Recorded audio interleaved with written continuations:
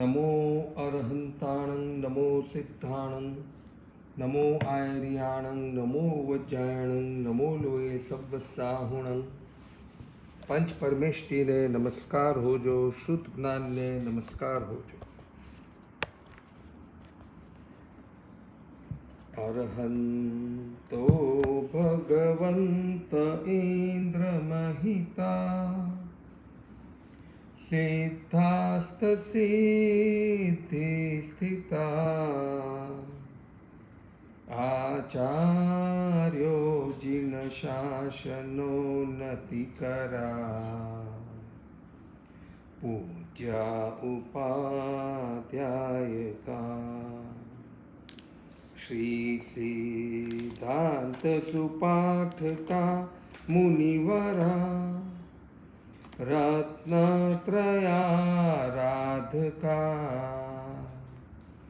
पंचेते परमेष्टिनं प्रतिदिनं कुर्वन्तु नो मङ्गलम्।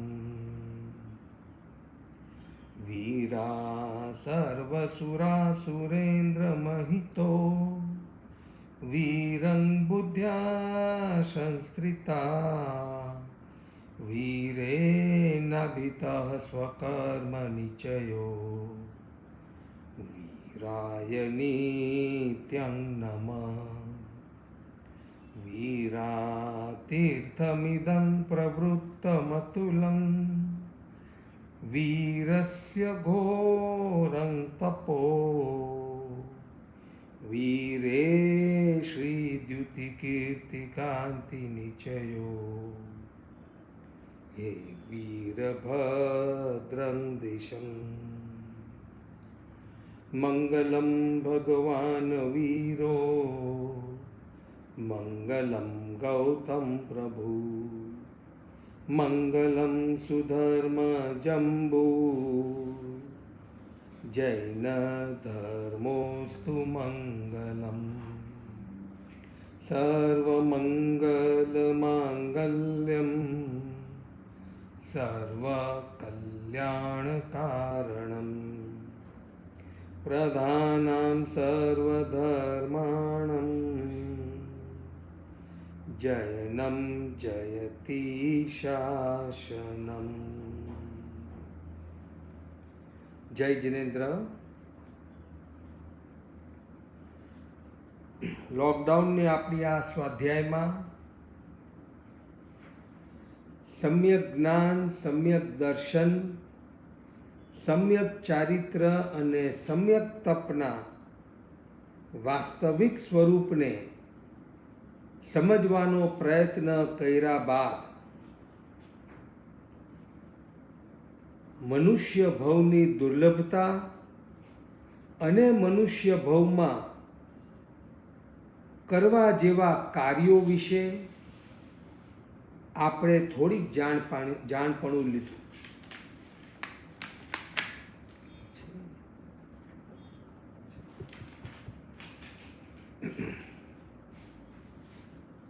माटे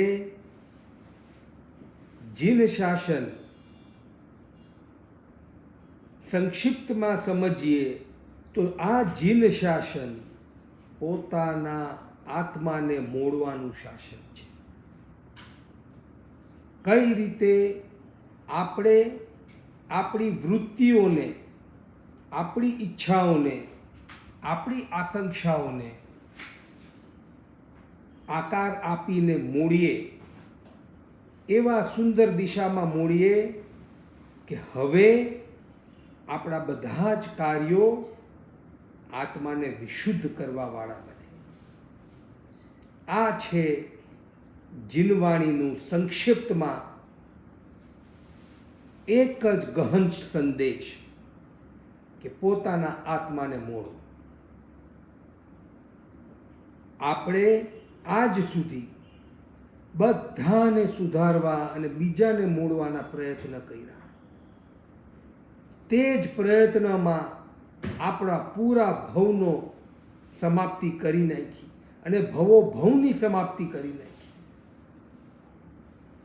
आत्मा ने कर्म ने અને મોક્ષના સ્વરૂપને સમજ્યા બાદ એક મહત્વની વસ્તુ જેની હવે આપણે અનુભૂતિ કરવાની છે તે છે કે મારે મારી જાતને મોડવાનું છે. હું સ્વયં બદલાવ. જો હું બદલાઈશ તો હવે મારે ભવભ્રમણ નહીં કરવા પડે. જો ભવભ્રમણનો ડર લાગ્યો હોય,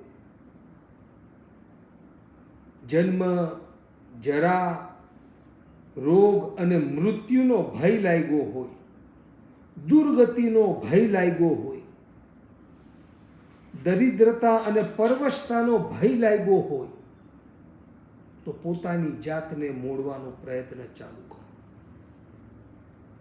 જ્યાં સુધી આપણે આપણી જાતને નહીં મોડીએ ત્યાં સુધી સાધના થશે નહીં. ખરી સાધના પોતાને મોડવાની, પોતાને બદલવાની સાધના છે.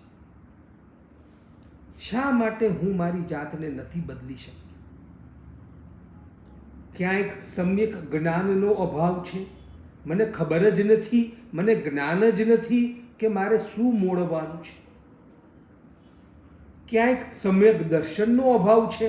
મને શ્રદ્ધા જ નથી ભગવાનની વાણી ઉપર. ક્યાંક સમ્યક ચારિત્રનો અભાવ છે. કઈ રીતે મારે નવા કર્મને રોકવા અને તે રોકવામાં મને આનંદનો અનુભવ થવો જોઈએ. મારા જેમ જેમ નવા કર્મની આવક ઘટે તેમ તેમ શાંતિનો અનુભવ થવો જોઈએ. આવા સમ્યક ચારિત્રના સ્વરૂપને હું સમજો જ નથી કે આ મારું સમ્યક ચારિત્ર, આ મારી સંવરની આરાધના મારા નવા કર્મને અટકાવી રહ્યા છે. અને સમ્યક તપ જેના દ્વારા પૂર્વે બાંધેલા લાખો કરોડો ભવોના ઉપાર્જિત કરેલા કર્મોને કઈ રીતે સમાપ્ત કરવા, કઈ રીતે બાળવા, કઈ રીતે એની નિર્જરા કરવી, આવું જ્ઞાન જ હતું નહીં તો કઈ રીતે સાધના થાય? માટે આ મનુષ્ય ભવમાં 9 તત્વ અને 6 દ્રવ્યના સ્વરૂપને સમજ્યા બાદ સાધકે સૌથી પહેલો નિર્ણય તે જ કરવાનો છે કે હવે હું મારી જાતને બદલું. અપેક્ષાએ જુઓ તો સૌથી સહેલું છે પોતાની જાતને જ બદલી નાખવું, અને અપેક્ષાએ જુઓ તો સૌથી અઘરું છે પોતાની જાતને બદલવું. આપણે શું આપણી જાતને બદલવાની પ્રવૃત્તિને અઘરી બનાવવી છે કે સહેલી?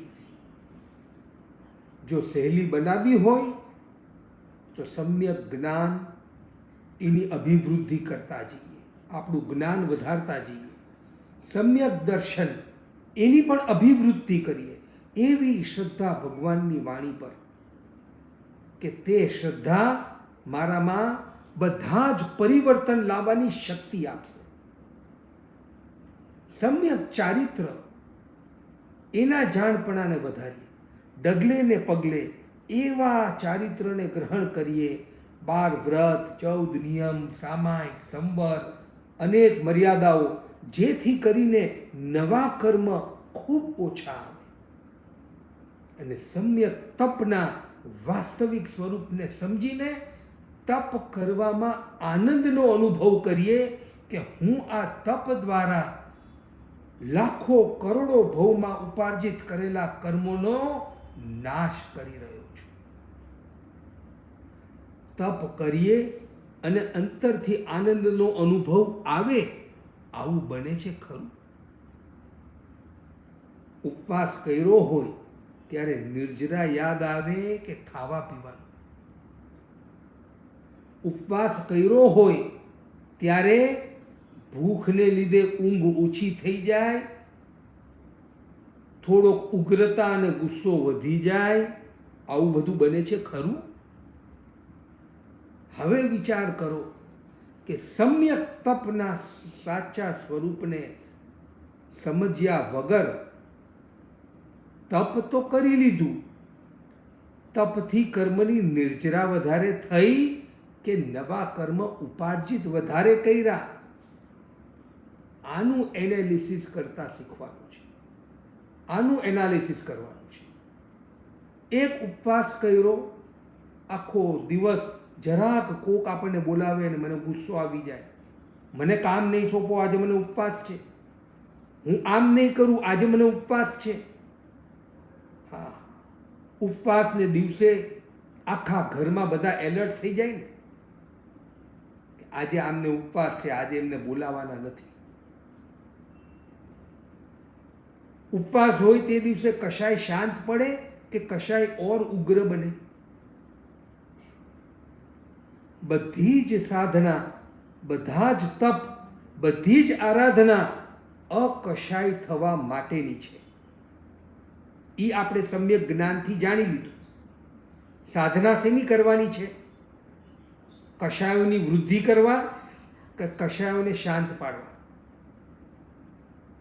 હવે પ્રાય કરીને બધા જાણો છો કે સાધના તો કશાયોને શાંત પાડવાની કરવાની છે.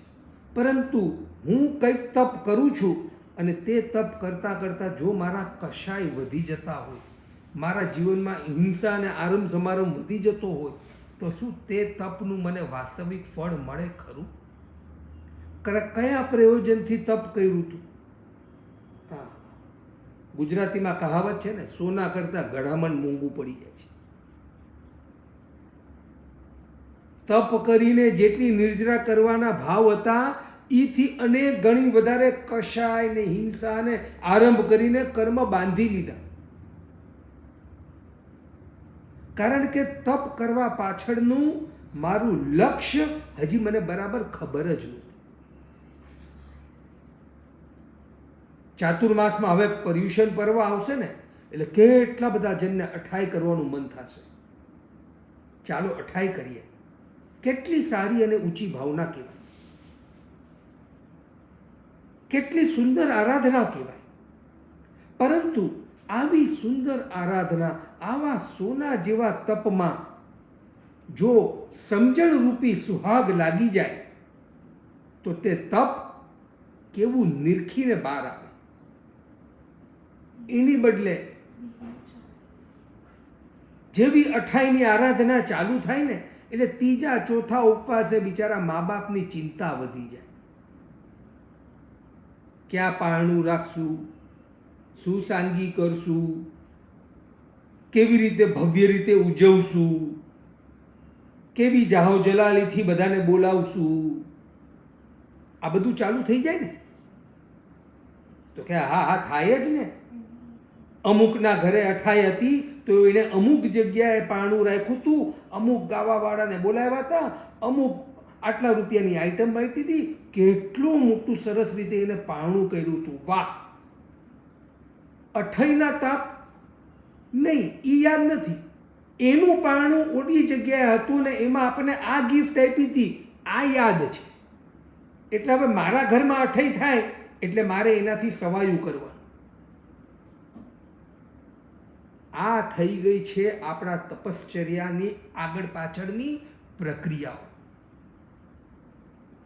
બિચારા 8 દિવસ સુધી અનંત કર્મોના ભૂકા બોલાવવા માટે સુંદર મજાનું તપશ્ચર્યા કરી. 9મા દિવસે હિંસા, ઘોર હિંસા, આરંભ અને માન પોષણ, અને એમાં પાછા અમુક જણે શાતા પૂછી, અમુકે ન પૂછી, અમુક જણે ઘરે આવીને પૂછી અને અમુક જણે ખાલી ફોન પર પૂછી. કેટલા હિસાબ કિતાબ, રાગ દ્વેષ, વ્યવહાર ચાલુ થઈ જાય છે. કોક વાર એમ થાય કે ભાઈ આના કરતાં અઠાઈ ન કરી હોત ને તો કેટલા બધા રાગ દ્વેષ અને કેટલા બધા આરંભ સમારંભથી બચી ગયા હોત. તપશ્ચર્યા શા માટે કરવાની છે? તપશ્ચર્યાનું શું સ્વરૂપ છે? ચાલો આજે આપણે જાણવાનો પ્રયત્ન કરીએ. તપશ્ચર્યા ગઈકાલે એટલે કે આપણા લાસ્ટ સેશનમાં આપણે જોઈ લયું કે બાહ્ય તપ એ ચામડી સમાન છે, તો આભ્યંતર તપ તે લોહી માંસ આદિ ધાતુ સમાન છે. ચામડી વિનાની ધાતુ શોભા વિનાની હોય છે, અને ધાતુ વિનાની ચામડી શક્તિ વિનાની હોય છે. તે જ ન્યાયે ચામડીથી શરીરની રક્ષા થાય છે અને ધાતુથી શરીરના કાર્યો થાય છે. બંને પ્રકારે 12 તપથી અનંત જીવો સિદ્ધ થયા. માટે ભગવંતે 12 પ્રકારના તપ બતાવ્યા, કારણ કે એક બાજુ સાધક સમજી ગયો કે સંવરની પ્રવૃત્તિ દ્વારા નવા કર્મની આવક અટકી છે. જે 12 વ્રત, 14 નિયમ, સામાયિક, સંવર, પૌષધ, દયા આદિ અનેક વ્રત પ્રત્યાખ્યાન લઈએ, એનાથી શું થાય? એનાથી નવા કર્મ આવતા રોકાય છે. પરંતુ જૂના હજારો લાખો કરોડો ભવમાં બાંધેલા કર્મ એને કેવી રીતે ખપાવશું? નવા કર્મ આવતા તો ઇટકા, પરંતુ જૂના કર્મનો આટલો મોટો સ્ટોક જે પડ્યો છે એનું શું? માટે એને ખપાવવા માટે પણ આગમકારોએ સુંદર રસ્તો દેખાડ્યો છે, સમ્યક તપની આરાધના. સૌ પ્રથમ તો સમ્યક તપ નનઠ નિજરાય, એકાંત નિર્જરા, મારા પૂર્વોપાર્જિત કર્મોની નિર્જરા થાય. આ એકમાત્ર આ જ ભાવનાથી કોઈ પણ તપ કરવાનું છે, ચાહે બાહ્ય તપ હોય કે ચાહે આભ્યંતર તપ.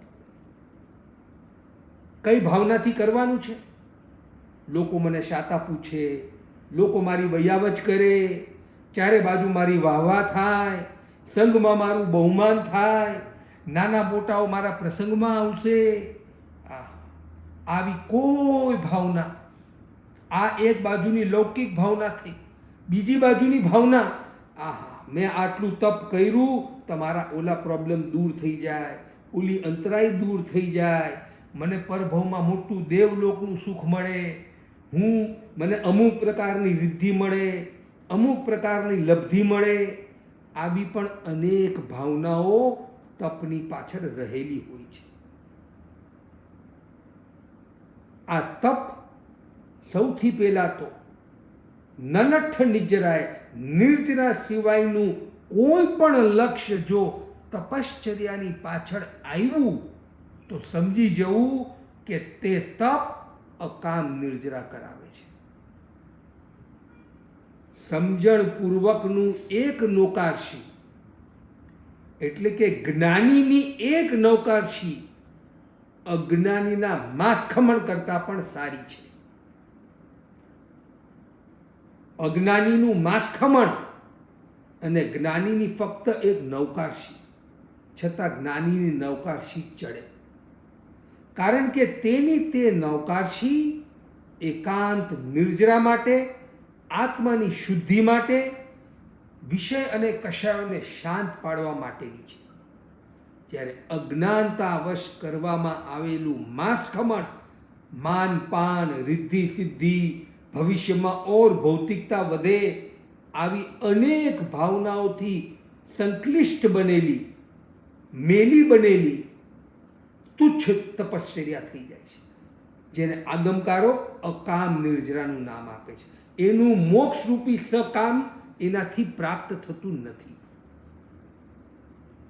આ રીતે સૌ પ્રથમ તો તપશ્ચર્યાને વિશુદ્ધ કરવાના ભાવ કરો. શા માટે તપશ્ચર્યા કરવાની છે? માટે જ જીન શાસનમાં મંગળવારના ઉપવાસ ને શનિવારના ઉપવાસ ને અમુક દિવસના ઉપવાસ ને આવી કોઈ પદ્ધતિ કે કોઈ વ્યવહાર નથી. અહીંયા તો મહિનાના 2, 4, 6 ઉપવાસ કે પૌષધ, આઠમ, ચૌદસ, પાંચમ તિથિને અનુરૂપ, કારણ કે આપણે કોઈ દેવતાઓને ખુશ કરવા માટે ઉપવાસ કે તપશ્ચર્યા કરવાની જ નથી. આપણે તપશ્ચર્યા શેના માટે કરવાની છે? નનઠ નિજરાય, એકાંત આત્માથી કર્મોને દૂર કરવા, બસ.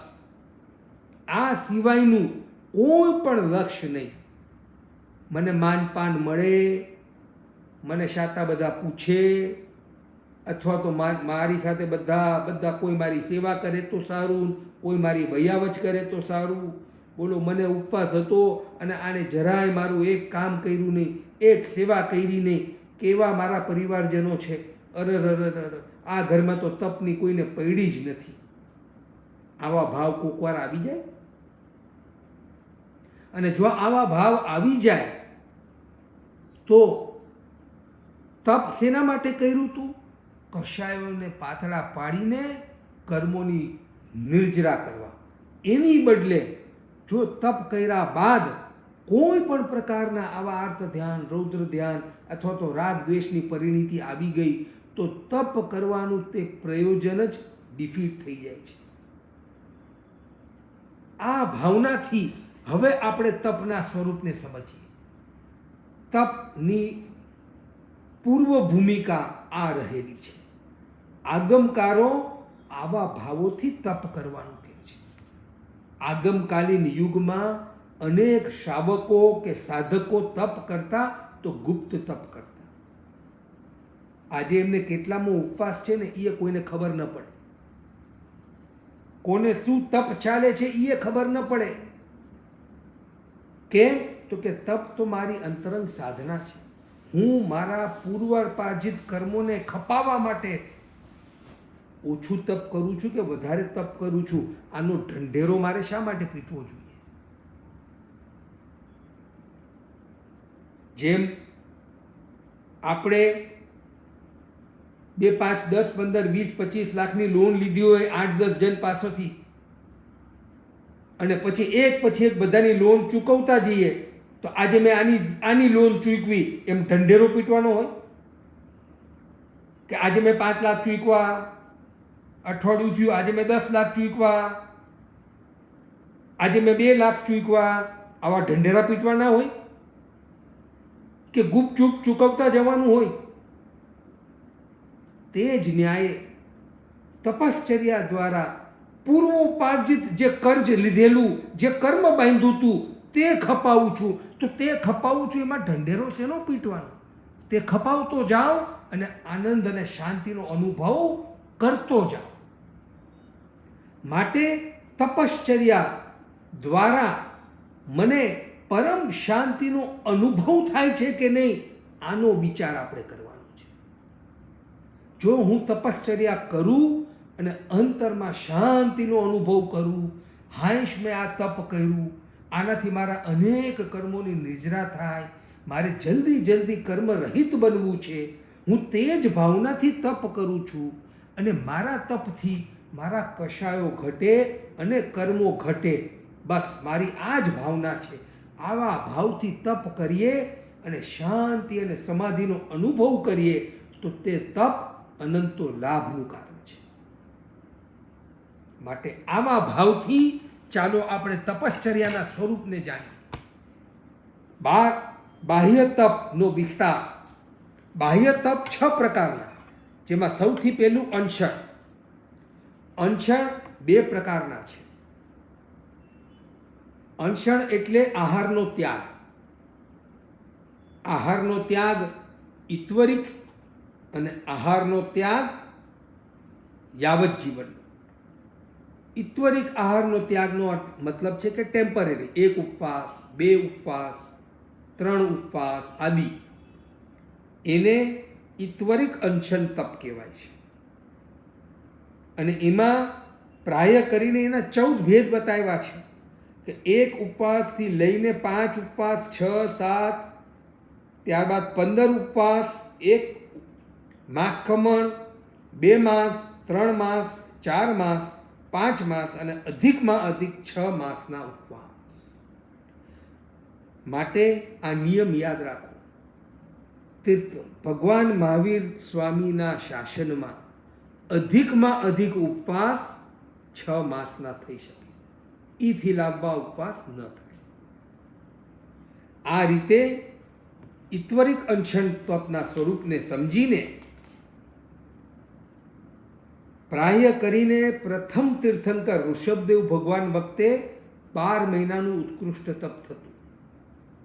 આપણે જે અત્યારના વર્ષી તપની પરિપાટી ચાલી છે ને, પરંતુ તે ઋષભદેવ ભગવાનના સમયથી ચાલી છે. પરંતુ ઋષભદેવ ભગવાને તો 1 વર્ષના ઉપવાસ કર્યા હતા, અને આપણે 1 વર્ષ સુધી એકાંતર કરીએ છીએ, અને છતાં નામ આપીએ છીએ વર્ષી તપ. પરંપરાથી આ નામ છે, આ પદ્ધતિ છે. પરંતુ પ્રથમ તીર્થંકરના શાસનમાં ઉત્કૃષ્ટ તપ 1 વર્ષનું, વચલા તીર્થંકરોના શાસનમાં ઉત્કૃષ્ટ તપ 8 મહિનાનું, અને છેલ્લા તીર્થંકર ભગવાન મહાવીર સ્વામીના શાસનમાં ઉત્કૃષ્ટ તપ 6 મહિનાનું થાય. ત્યારબાદ અવકાલિક અનશન તપ એટલે કે સંથારો, યાવત જીવન હવે ખાવાનો ત્યાગ. તે સંથારો હોય. સંથારાના પણ 3 ભેદ છે: પાદમુખ ગમન પ્રત્યાખ્યાન, ભત પ્રત્યાખ્યાન અને ઇંગિત મરણ. એના અતિ વિસ્તારમાં નહીં જતા, સંથારો તે પણ એક પ્રકારનું અનશન છે. અને તે કયું અનશન છે? તો કે અવકાલિક અનશન તપ કહેવાય. માટે યાવત જીવન તપશ્ચર્યાથી શરીરને એવું બનાવતા જવું જોઈએ કે છેલ્લે સંથારાના ભાવ આપણે સાર્થક કરી શકીએ. આવા સંથારાના ભાવોને સાર્થક કરવા માટે પણ બને ત્યાં સુધી ઉપવાસ આદિ તપશ્ચર્યા અનશન કરવાની પ્રેક્ટિસ ચાલુ રાખવી જોઈએ. સુંદર નિર્જરાનું મોટું તપ છે અનશન તપ. ત્યારબાદ બીજું બાહ્ય તપ ઉણોદરી છે. ઉણોદરી પણ 2 પ્રકારની: દ્રવ્ય ઉણોદરી અને ભાવ ઉણોદરી. દ્રવ્ય ઉણોદરીમાં જેમ સાધુ સાધ્વી હોય તો ઉપકરણની દ્રવ્ય ઉણોદરી કરે, કે સાધુ સાધ્વીને 4 પાત્રા, 96 હાથ કે 72 હાથ કાપડ ને અમુક ઉપકરણ રાખવાની મર્યાદા છે. તે મર્યાદાઓથી પણ તે ઓછા ઉપકરણથી પોતાનું જીવન ચલાવે, તે તેમની દ્રવ્ય ઉણોદરી છે, ઉપકરણ દ્રવ્ય ઉણોદરી છે. અને ભક્તપાણ ઉણોદરી, જેમાં ખાવાની મર્યાદામાં પણ ઉણોદરી કરે છે. પર્યાપ્ત જમવાનું હોય, કે જેટલું જમીને આપણને એમ થાય કે હાઈશ બરાબર પેટ ભરાણું, એને 32 કવલ આહાર કહેવાય. જેનો જેટલો ખોરાક છે તેટલા ખોરાકને 32 કવલ આહાર કહેવાય. તે 32 કવલમાંથી 1 કવલ આહાર પણ ઓછું ખાય તો તેનાથી તે ઉણોદરી તપ થાય છે. આ નિયમ યાદ રાખવો. માટે ઉણોદરી તપ તે પણ કરવા જેવું છે. કોકને પોણી ઉણોદરી કરવી હોય તો 8 કવલ આહાર કરે. 32 કવલ જેટલું ખાવ છો તમે, સમજો કોઈ 4 રોટલી દાળ ભાત શાક ખાય છે અને એનાથી એનું પેટ ભરાય છે, તો આટલા આહારનો 32મો ભાગ, હવે આનાથી 1/4 ખાવ, આનાથી 1/4 ખાવ એટલે 4 રોટલીની બદલે 1 રોટલી, આટલા ભાતની બદલે આટલા ભાત, 1/4 ખાવ તો તમે પોણી ઉણોદરી કરી કહેવાય. આ રીતે અડધી ઉણોદરી, પા ઉણોદરી, અથવા તો છેલ્લે 1 કવલ પણ ઓછું ખાવું તે ઉણોદરી તપ છે. આ રીતે સમજણપૂર્વક જેટલો આ ઉણોદરીનું તપ થઈ શકે તે કરવાના પ્રયત્ન કરવા. કેમ? તો કે આપણે તપશ્ચર્યા કરવી છે. મારાથી ઉપવાસ નથી થતો, ઉપવાસ રૂપી બાહ્ય તપ ન થતું હોય તો આહારનો 32 કવલ આહારમાંથી 1, 2, 4, 6 કવલ આહાર ઓછો કરવો, જેનાથી ઓટોમેટિક તપ થાય. આજે હું ડાયટિંગ કરું છું ને એટલે મેં ઓછું ખાધું, કેટલો લાભ થયો? કાંઈ લાભ ન થયો. પરંતુ આજે મારે ઉણોદરી તપ કરવું છે, માટે હું ઓછું ખાઈશ. કેટલો લાભ થયો? અનંતો લાભ થયો. બીજી બાજુ આપણે પણ ઉપકરણની ઉણોદરી કરી શકીએ ને.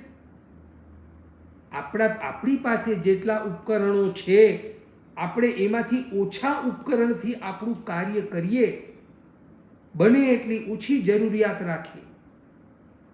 આપણી પાસે મેં પહેલાં પણ એકવાર કીધું હતું, કેટલા જણા કહી શકશે કે મારી પાસે આટલા જોડી કપડાં છે? એક્ઝેક્ટ નંબર કોઈની પાસે નથી. કારણ કે દ્રવ્ય ઉણોદરી કરવાનો આપણો વિચાર જ નથી. સારું તે મારું, ગમ્યું તે નહીં લીધું, આ જ આપણા જીવનનો નિયમ થઈ ગયો છે. આ તો 3 મહિનાથી ઘરમાં બેઠા છે ને એટલે બિચારા કપડાવાળાની દુકાન ચાલતી નથી. એમાં હવે તો આ એમેઝોન, ફ્લિપકાર્ટે એ ખામી પણ પૂરી કરી દીધી. પરંતુ ઉપકરણોનું પણ ઉણોદરી થઈ શકે છે. મારી પાસે આટલા ઉપકરણ છે પણ હું આનાથી વધારે નહીં વાપરું, આવા ભાવથી ત્યાગ કરવો તે ઉપકરણ ઉણોદરી છે. આપણે કરી શકીએ કે નહીં? વિચાર કરવો. માટે આ બીજું બાહ્ય તપ ઉણોદરી છે, જેમાં ઉપકરણોની પણ થાય અને આહારની પણ થઈ શકે છે. ઉણોદરીથી રસનેન્દ્રિય જીતાય, કામ જીતાય અને નિરોગી થવાય. આ તપથી શું થાય છે?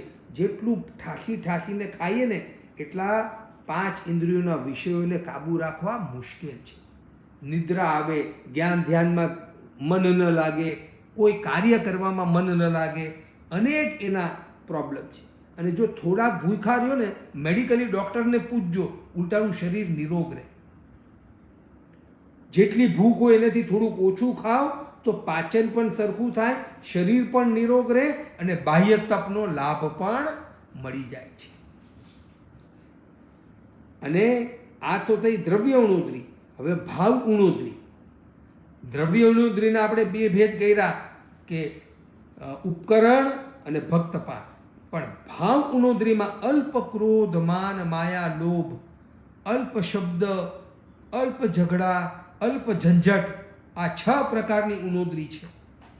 અલ્પ ક્રોધ, માન, માયા, લોભ, અલ્પ ઝંઝટ અને અલ્પ કલહ આપણા જીવનમાં આપણે આ ઘટાડી શકીએ છીએ. કંઈક પ્રસંગ બને ના આમથી મારે વધારે ઝંઝટ કરવી નથી, મૂકો ને.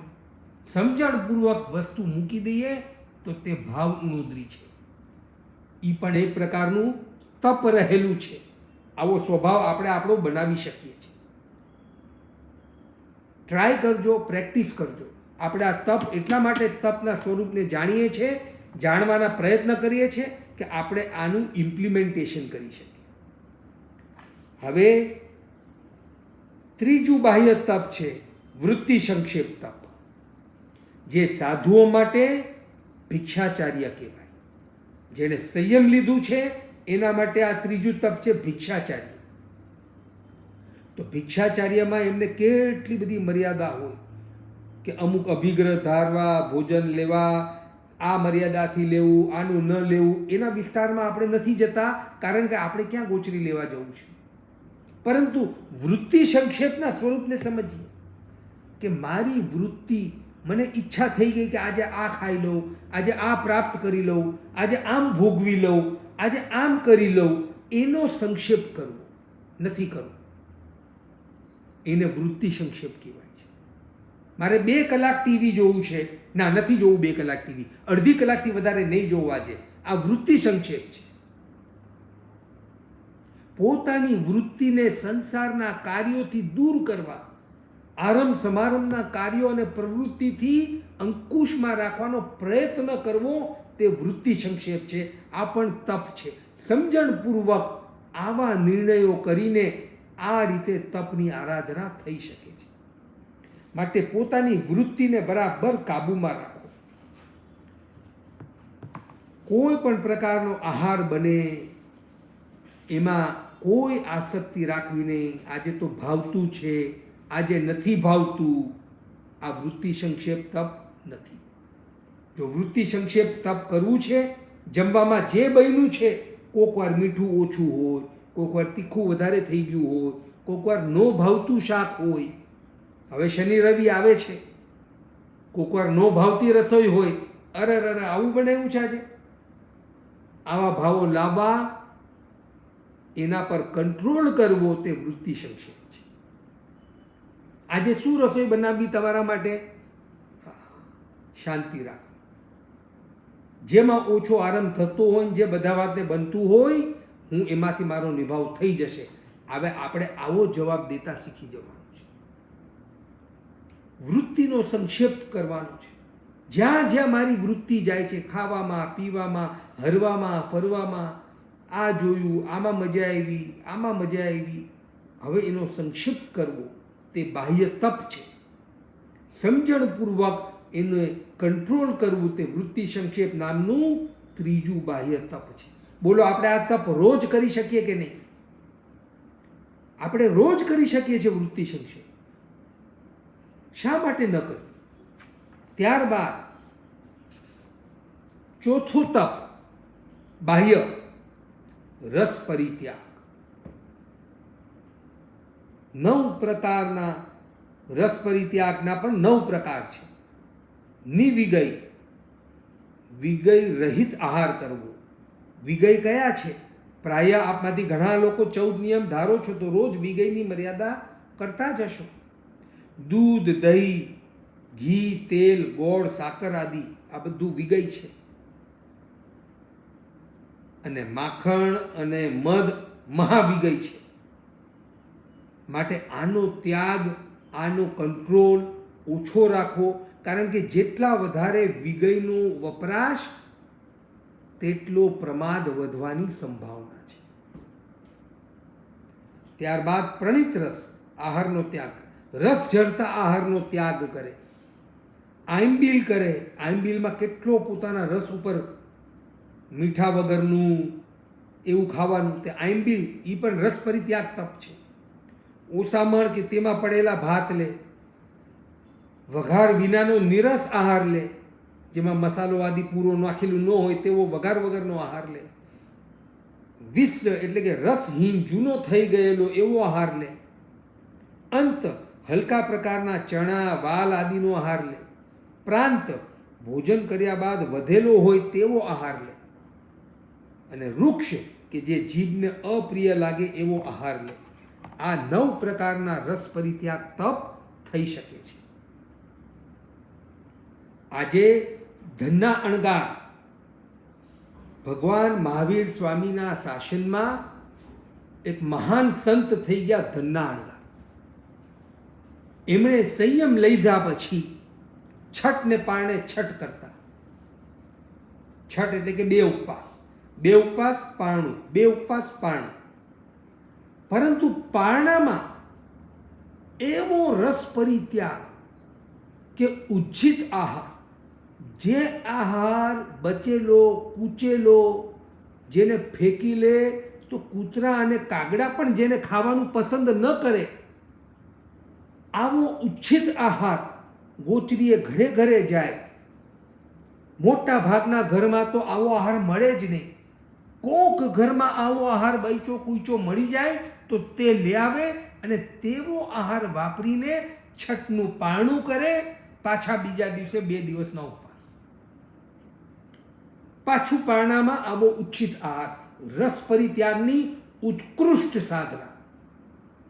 ધનના અણગાર. એવા ધનના અણગાર છઠને પારણે છઠ કરતા. અને બીજી બાજુ ભગવાન મહાવીર સ્વામીના પ્રથમ ગણધર ગૌતમ સ્વામી પણ છઠને પારણે છઠ કરતા. ભગવાનને પૂછ્યું, ભગવાન, તમારા આટલા બધા સાધુઓમાં ઉત્કૃષ્ટ સાધના કોણ કરી રહ્યું છે તપની? ભગવાને કીધું કે મારો અંતેવાસી ધનના અણગાર ઉત્કૃષ્ટ સાધના કરી રહ્યા છે. ગૌતમ સ્વામીને કેટલું ખરાબ લાગ્યું હશે. હું ભગવાનનો પ્રથમ શિષ્ય, ગણધર પદવી, હું પણ છઠને પારણે છઠ કરું છું અને ધનના પણ છઠને પારણે છઠ કરે છે. છતાં ભગવાને કોનું નામ લીધું? મારું લેવું જોઈએ ને. એની બદલે ધનના વખાણ કર્યા. બોલો, કેટલું ખરાબ લાગી ગયું હશે ગૌતમ સ્વામીને. આપણે હોય તો લાગે કે નહીં ખરાબ? મારું નામ ન લીધું, એમનું લીધું. અમે તપ નથી કરતા છતાં બસ અમારું નામ ન લીધું. આ છે તપ કરવાવાળા યોગ્ય જીવોની પાત્રતા. ગૌતમ સ્વામી જેવા મહાન જીવોને, મહાન આત્માને શું આવું દુઃખ લાગે? અને ભગવાને ઉણોદરી તપ, અરે રસભરી ત્યાગ તપને કેવું મહત્વ આપ્યું કે ધનના અણગાર છઠના પારણામાં આવો ઉચ્છિત આહાર કે જે આહાર કોઈને જોવો ન ગમે, ખાવાની તો વાત દૂર રહી, એવો ઉચ્છિત આહાર પારણામાં વાપરીને કેટલી શરીરનું મમત્વ, સ્વાદ ઉપર વિજય, કેટલો પોતાના આત્મા ઉપર કંટ્રોલ. માટે જ મેં સ્ટાર્ટિંગમાં કહ્યું કે આખી જીન શાસનની સાધના પોતાના આત્મા ઉપર કંટ્રોલ કરવાની સાધના છે. અને આવી ઊંચી સાધના ધનના અણગારે કરી. 9 જ મહિનાનું દીક્ષા પાડ્યો એમને. ધનના અણગારનો સંયમ જીવન કેટલું?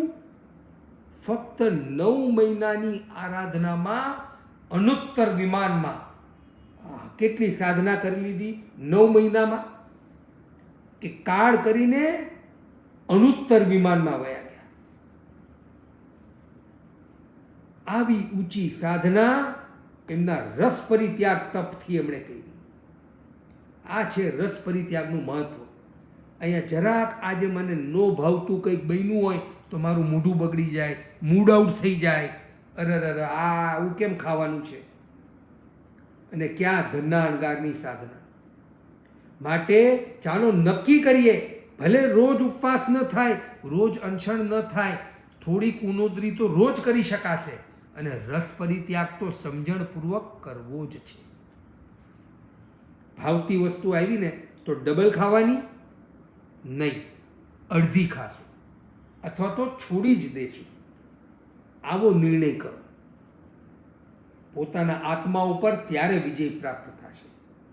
માટે પોતા ઉપર કંટ્રોલ કેટલો છે તો કે મને મનગમતી વસ્તુ, મને ભાવતી વસ્તુનો હું કેટલો ત્યાગ કરી શકું છું, એનાથી નક્કી થશે કે મારો મારી જાત ઉપર કેટલો કંટ્રોલ અને નિયંત્રણ છે. આ છે રસ પરિત્યાગ તપ. કરી શકાય કે નહીં? જરૂર કરી શકાય. ત્યારબાદ 5મું બાહ્ય તપ આવે છે કાય ક્લેશ તપ. આ કાય ક્લેશ તપના પણ અનેક પ્રકાર કયા છે. કારણ કે સાધુ જીવનમાં અનેક એવી પ્રવૃત્તિઓ કરવી પડે જેનાથી સમજણપૂર્વક કાયાને ભલે ક્લેશ પડે. એક જ આસન, એક જ રીતે, એક જ આસને ઊભા રહેવું, થાકી જાય પણ છતાં ઊભો રહે, તે કાય ક્લેશ તપ છે. એક જ આસને બેસવું, ઉકળું આસને બેસવું, સાધુની પ્રતિમા અંગીકાર કરીને વિચરવું, વીરાસને બેસવું. વીરાસન એટલે ખુરશી પર બેઠા હોય, નીચેથી ખુરશી કાઢી નાખો તો એ જે આસન થાય તે આસને કેટલી વાર સુધી બેસી શકાય, તે આસને બેસવું, તે કાય ક્લેશ તપ છે. પીઠ ટેકવીને અથવા તો પલાઠી વાળીને બેસવું, પગ ઉપર પગ પલાઠી મારીને, નોર્મલ સુખાસનની પલાઠી નહીં, પદ્માસન જેવી. લાકડીની જેમ લાંબા થઈને સૂઈને સ્થિર રહેવું, બિલકુલ હલનચલન નહીં. આડી લાકડીની જેમ સૂવું. ઠંડીમાં અને ગરમીમાં આતાપ ના લેવી. ઠંડી હોય ત્યારે ખુલ્લા શરીરે બહાર ઠંડકમાં બેસે, અને ગરમી હોય ત્યારે પણ આતાપ ના લે. દેહ દુઃખમ મહાફલમ, આ વ્રતનો ગુરુ મંત્ર છે. કાય ક્લેશ તપનું ગુરુ મંત્ર દેહ દુઃખમ મહાફલમ. સમજણપૂર્વક આ દેહને દુઃખ આપવું અને મહાન ફળને પ્રાપ્ત કરવું. શરીરમાં કપડા આદિ ન, શરીરને કપડા આદિથી ન ઢાંકે, શરીરને ખંજવાળે નહીં, થૂકવું નહીં, શરીરના કોઈ પણ અંગની વિભૂષા ન કરવી. આ બધું કાય ક્લેશ તપમાં આવે છે. માટે ઓહ બહુ ગરમી થાય છે, લાવને આમ કરું, લાવને ઓલું કરું. અનેક વાર અમે જોયું છે ગુરુ ભગવંતોને એક કલાક, દોઢ કલાક વાંચણી કરે, ભર બપોરની ગરમી હોય, કેટલી તરસ લાગી હોય, શિષ્ય લાવીને પાણી પાતરી મૂકે બાજુમાં, છતાં ગુરુ જુએ કે પાતરી મૂકી શિષ્ય, પણ મને તરસ લાગી છે, લાવ ને હજી 15 મિનિટ ખેંચી લો, મારું કાય ક્લેશ તપ થશે. આમ નજર સામે પાણી, કેટલી ગરમીમાં કલાકથી બોલે છે, તરસ ન લાગી હોય? લાગી જ હોય, છતાં કાય ક્લેશ તપ. એક બાજુ વાંચન અને સ્વાધ્યાય ચાલુ, બીજી બાજુ કાય ક્લેશ તપ પણ ચાલુ. આ રીતે કાય ક્લેશ તપની આરાધના પણ આપણે રોજ કરી શકીએ છીએ. ત્યારબાદ છઠ્ઠું બાહ્ય તપ પ્રતિસલિલતા તપ છે. પ્રતિસલિલતા તપ એના પણ અનેક પ્રકાર છે. જેમ કે ઇન્દ્રિય પ્રતિસલિલતા, તેના 5 ભેદ. પાંચે ઇન્દ્રિયોના વિષયોમાં જતા આત્માને રોકવો, તે ઇન્દ્રિય પ્રતિસલિલતા તપ છે. સારા સારા ગીત નથી સાંભળવા, સારા સારા ટીવીના દ્રશ્યો કે પિક્ચર નથી જોવા, સારા સારા પરફ્યુમ નથી વાપરવા, સારું સારું ખાવાનું નથી વાપરવું, સારા સારા સ્પર્શ, મને તો સિલ્કનું જ ગમે ને, મને તો આવું જ પહેરવું ગમે ને, મને તો આવા જ સ્પર્શ ગમે ને, આ કોઈ સ્પર્શ નહીં. ઇન્દ્રિયો પ્રતિસલિલતા. ત્યારબાદ કશાય પ્રતિસલિલતા, એનો બીજો ભેદ કયો છે? આ 1 થી 5 ભેદ થયા 5 ઇન્દ્રિયના, 6, 7, 8, 9, આ 4 કશાય પ્રતિસલિલતા છે. તે ક્રોધ, માન, માયા, લોભના ઉદયને નિષ્ફળ કરવો, આ પણ એક તપ છે. કંઈક એવો પ્રસંગ બની ગયો ઘરમાં, નાના મોટાએ કંઈક નુકસાન કરી નાખ્યું, કોઈક ગ્લાસ તૂટી ગયો, કંઈક નાનું મોટી વસ્તુઓ બની ગઈ, કંઈક એવો પ્રસંગ બની ગયો, તરત મને ગુસ્સો આવતો હતો, પરંતુ મારે કશાય પ્રતિસલિલતા તપ કરવું છે. હું ક્ષમા રાખું. ક્ષમા રાખી તમારું પ્રતિસલિલતાનું તપ થયું. માટે કોકે જરાક આપણને ખરાબ લાગે એવા શબ્દ કીધા, મારું અપમાન કરી નાખ્યું, કઈ વાંધો નહીં, ક્ષમા રાખી. આ રીતે ક્ષમા, વિનીતતા, સરળતા અને સંતોષને ધારણ કરીને આપણે પ્રતિસલિલતા રૂપી તપ નિપજાવી શકીએ છીએ. અને ત્યારબાદ યોગ પ્રતિસલિલતા. 3 યોગ, મન, વચન અને કાયાના યોગને ઉન્માર્ગથી જતા રોકીને સન્માર્ગમાં રાખવું, તે પણ પોતાનું પ્રતિસલિલતા તપ છે. અને વિભક્ત શૈયા સેવિત પ્રતિસલિલતા, તે સ્ત્રી પશુ નપુંસક રહિત સ્થાનમાં રહીને કોઈ પણ જીવની હિંસા ન થાય તેવા સ્થાનમાં સાધુ સાધ્વી રહે, આ એમનું તપ છે. આ રીતે પ્રતિસલિલતા તપ આપણે કરી શકીએ કે નહીં? કોક વાર થાય કે રોજ કરી શકીએ? વિચાર કરો, રોજ કરી શકીએ છીએ.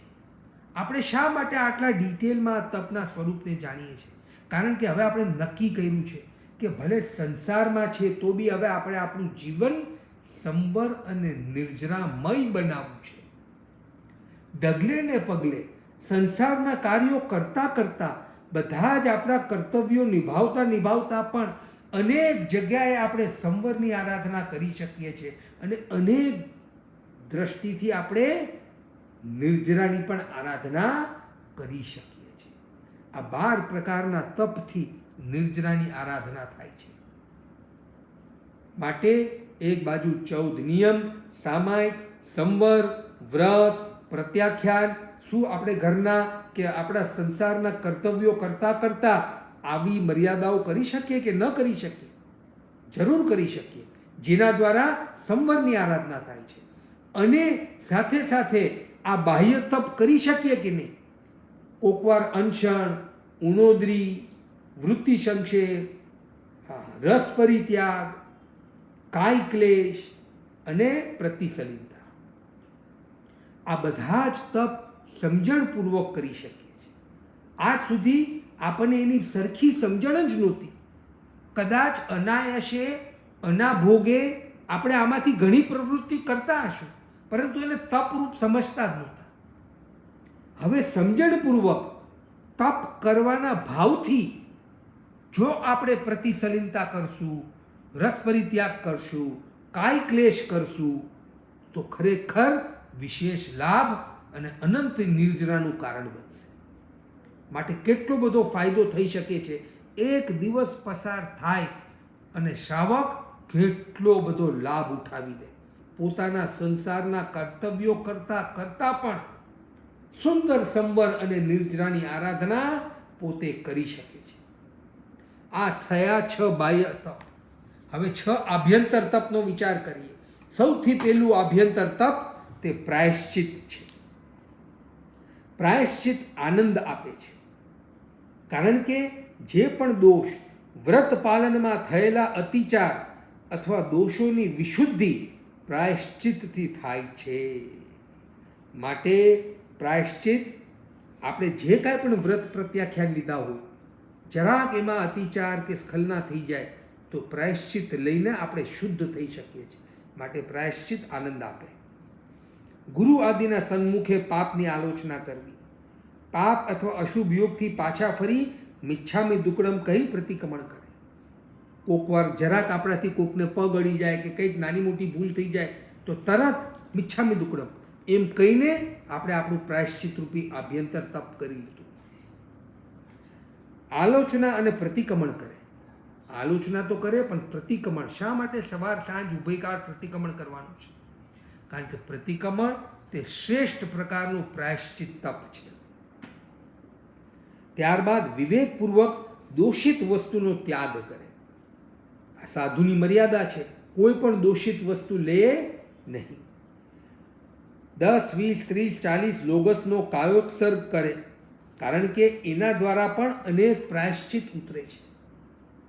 કોઈ પણ મારા વ્રત પ્રત્યાખ્યાનમાં કંઈ પણ દોષ લાગી ગયા હોય તો ચાલો 10, શા માટે આપણે પાખીને દિવસે 12 લોગસ અથવા તો ચોમાસીને દિવસે 20 અથવા તો સંવત્સરીના 40 લોગસ કરીએ છીએ, કારણ કે તે પ્રાયશ્ચિત રૂપે ઉતારે છે આપણા કર્મને. એકાશન, આંબિલ આદિ 6 માસી તપ કરે. 5 દિવસથી લઈને 6 માસ સુધીનો છેદ, દીક્ષા લીધા પછી પણ જેવા દોષ તેવા પ્રાયશ્ચિત. દીક્ષામાં 6 માસનો છેદ મળે ત્યાં સુધીના પણ પ્રાયશ્ચિતો બતાવ્યા છે. અને ત્યારબાદ 5 મૂળ નવી દીક્ષા આપવી પડે. કોકવાર એવા દોષ લાગી જાય કે સાધુને નવી દીક્ષા આપવી પડે, તે મૂળ પ્રાયશ્ચિત કહેવાય. અને અનવસ્થિત પ્રાયશ્ચિત અને પાનાંચિત પ્રાયશ્ચિત, જે અત્યારના કાળમાં નથી. પરંતુ આવા અનેક પ્રકારના પ્રાયશ્ચિત બતાવ્યા છે. આવા પ્રાયશ્ચિતના સ્વરૂપને સમજીને આ પ્રાયશ્ચિતને સૌથી પહેલાં આભ્યંતર તપ સમજવાનું છે. કોઈ પણ દોષ લાગ્યો હોય તરત પ્રાયશ્ચિત લઈ લેવું.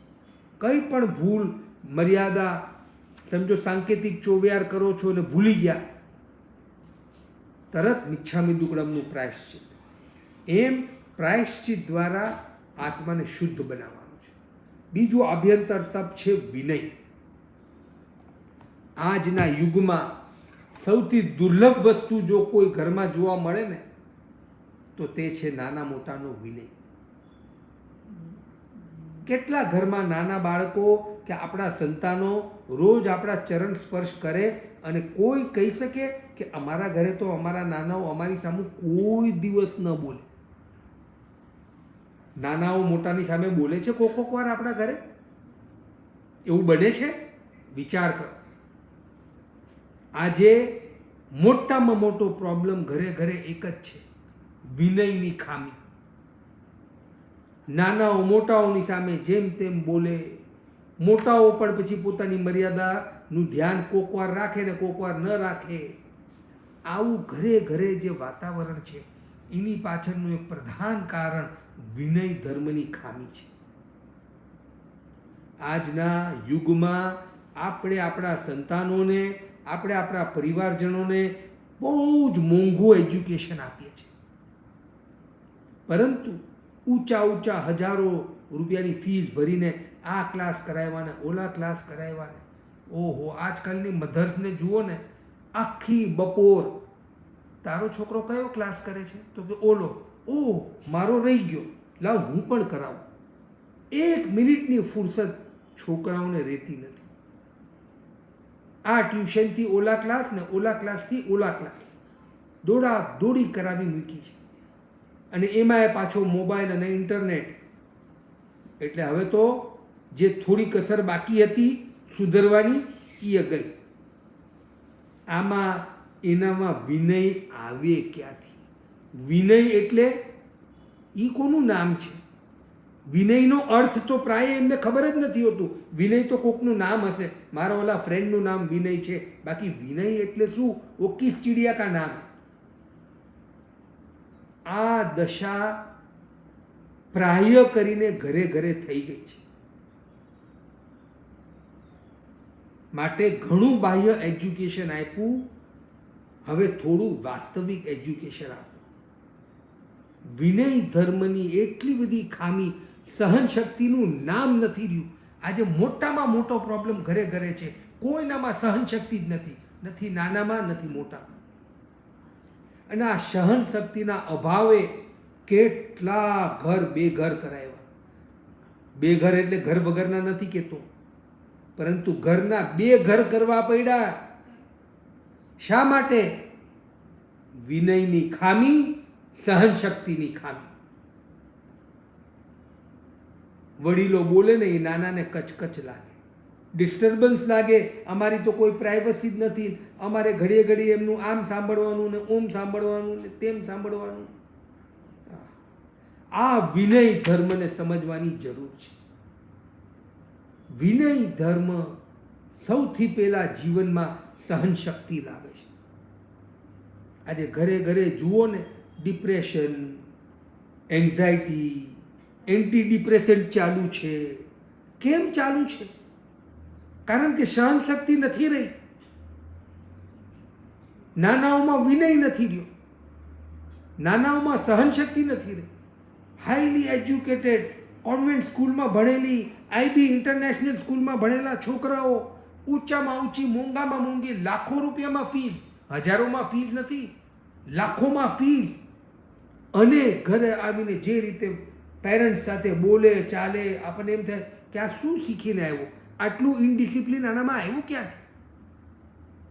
આટલા લાખો રૂપિયા આપીને આપણે એને આવો તૈયાર કર્યો. માટે વિનય ધર્મને સમજવાની જરૂર છે. વિનય તે એક પ્રકારનું તપ છે. કારણ કે સહનશક્તિ અને વિનમ્રતા આવે ને તો જ વિનય ધર્મ આવી શકે છે. આજે આ સહનશક્તિ અને વિનમ્રતા દૂર થઈ ગઈ છે અનેક લોકોના જીવનમાંથી. માટે જે તપથી આત્મા પરથી કર્મરજ દૂર થાય, નમ્રતા વધે, એનું નામ વિનય. વિનયના 7 ભેદ કયા છે? જ્ઞાન વિનય, જેમાં જ્ઞાનીનો વિનય કરવો, ગુણ કરતર કરવા. દર્શન વિનય, જેમાં દર્શનીના બહુમાન ભક્તિ કરવી. અનેક પ્રકારના શુશ્રૂષા, ગુરુ માટે શિષ્ય કેવો વિનય કરવાનો હોય. રત્નાધિક આવે, ગુરુ આવે તો ઊભા થઈ જવાનું, એમને આગળ ઊંચું સ્થાન આપવાનું, એમનું પથરણું સરખું પાથરી દેવાનું, એમનો સત્કાર સન્માન દેવાનું, એમને નમસ્કાર કરવાના, હાથ જોડીને રહેવું. આવા ગુરુ શિષ્યના વિનયના પાઠ આગમમાં બતાવેલા છે. અનાશાતના વિનય, કે કોઈ પણ પ્રકારના આવા ભગવાન પંચ પરમેષ્ઠીથી લઈને કુલ, સંઘ, ગણ, ક્રિયાવાન, જ્ઞાની, આ બધાનું ગુણ કીર્તન કરવું ને વિનય કરવાનું છે. અને ચારિત્ર વિનયમાં ચારિત્રવાન આત્માનો વિનય કરવાનો છે. જેને સંયમ અંગીકાર કર્યો છે એનો પણ વિનય હોવો જોઈએ. આજે સાધુ સાધ્વી આવે તો એમની સાથે કેવી રીતે બોલાય, યત્નાપૂર્વક બોલાય, 2 શબ્દ આગળ ચાલીને જવાય, એમને આદર દેવાનો હોય. હાથમાં કોઈ મોબાઈલ સેલવાળી ઘડિયાળ રાખાય નહીં, એમને ભાવપૂર્વક વંદન કરાય, વંદન કરીને સુખશાતા પૂછાય અને યત્નાથી વાત કરાય. ખુલ્લા મોઢે સાધુ સાધ્વી સાથે બોલાય નહીં. આવી કેટલી સમજણ આપણા પરિવારજનોમાં છે. આ છે પંચ પરમેષ્ઠીનો, આ છે ચારિત્રનો વિનય. ચારિત્રશીલ આત્માનું સ્વરૂપ સમજીને એમનો વિનય કરવાનો છે. પછી મન વિનય, કે પ્રશસ્ત મન રાખવું, અપ્રશસ્ત નહીં. માટે પ્રશસ્ત મન, એમાં ખૂબ સારા ભાવમાં રહેવું, અપ્રશસ્તનો ત્યાગ કરવો. આવો વચન વિનય, એવી સારી ભાષા બોલવી, ઊંચા અવાજે ઘરમાં વાત કેમ થાય, કઠોર કર્કશ વાત કેમ થાય? હવે તો વાત કરવાની આદત એકબીજાને ટોંટ મારવા અને એકબીજાને ઉતારી પાડવા અને ઠઠ્ઠા મશ્કરી ચાલુ જ હોય. આમાં ક્યાંથી વિનય આવે? કાયાનો વિનય, પ્રશસ્ત કાય વિનય, કઈ રીતે સાત ભેદ છે એના યત્નાથી બધા કાર્યો કરવા તે વિનય છે. કોઈ પણ મારા કાર્યથી હિંસા ન થઈ જાય. અને લોકોપચાર વિનય, કે કઈ રીતે ગુરુ આદિનો વિનય કરવો, આ રીતે બરાબર વિનય ધર્મને સમજવાની જરૂર છે. આજે આપણે આટલા રાખીએ. હજી થોડુંક તપ આરાધના રહી ગઈ, પરંતુ આપણા જીવનમાં કઈ રીતે બાહ્ય તપ અને કઈ રીતે આવા આભ્યંતર તપ આપણા જીવનમાં આવે અને તે તપ કરતાં કરતાં અંતરમાં પોતાની શાંતિ અને પોતાની સમાધિને વધારીએ, પોતાના ગુણોની અભિવૃદ્ધિ કરીએ, પોતાના જીવનને મોડવાનો પ્રયત્ન કરીએ. સંવર અને નર્જરાથી ઊંચી કોઈ આરાધના નથી. આ ભાવને આપણે ઘૂંટવાના છે. ઊંચામાં ઊંચું જીવન સંવર અને નિર્જરા છે. માટે આપણે આપણા જાતને એવું મોડી દઈએ કે આપણું સમસ્ત જીવન સંવર અને નિર્જરામય બનતું જાય. સંસારના કર્તવ્યની જગ્યાએ છે અને સંવર અને નિર્જરાની આરાધના તે મારું પ્રધાન લક્ષ્ય બની જાય. દરેક પ્રવૃત્તિમાં ક્યાંક થોડોક સંવર અને થોડીક નિર્જરાની કામ સાથે સાથે કરતો જાઓ. આવા ભાવથી આપણે જો આપણા જીવનને મોડ આપશું, આપણા જીવનમાં પરિવર્તન લાવશું, ખરેખર જે ભાગ્યશાળી આત્મા આવા સંવર નિર્જરાના સ્વરૂપને સમજીને પોતાના જીવનમાં સંવર નિર્જરાની પ્રવૃત્તિને અભિવૃદ્ધિ કરશે, તે ભાગ્યશાળી સાધક આ ભવ પરભવને ભવોભવને તરી જશે. આવા ભાવો આગમકારોએ બતાવ્યા છે. જંગ વાયધંગ વચ્ચા મેલિયંગ હિણ કરંગ અછ કરંગ પાય હિણંગ વિનય હિણ જોગ હિણંગ ભૂ સિણંગ સુઠ્ઠું દિનંગ દૂઠું પડી છિણંગ અકાલે કહું સજાય કાલે ન કહું સજાય અસજાય સજાય સજાય ન સજાય ભણતા ગણતા ચિંતવતા જ્ઞાનના 14 ચારમાં કોઈ પણ પાપ દોષ લાગ્યો હોય તો અનંત સેત કેલ્યું ભગવંત આપની સાક્ષી કરી તસ્મિચ્છામિ દુઃખમ. જે આજ્ઞાથી ઓછું અધિક કે વિપરીત જાણતા અજાણતા કંઈ પણ પ્રવૃત્તિ ન થઈ હોય તો અનંત સેત કેલ્યું ભગવંત આપની સાક્ષી કરી તસ્મિચ્છામિ દુઃખમ. તમેવ સચ્ચમ નિશંકં જંગ જીણેન પવેય. બોલવામાં કોઈનો અવિનય અશાત ના થયો હોય તો સૌને ખમાવું છું.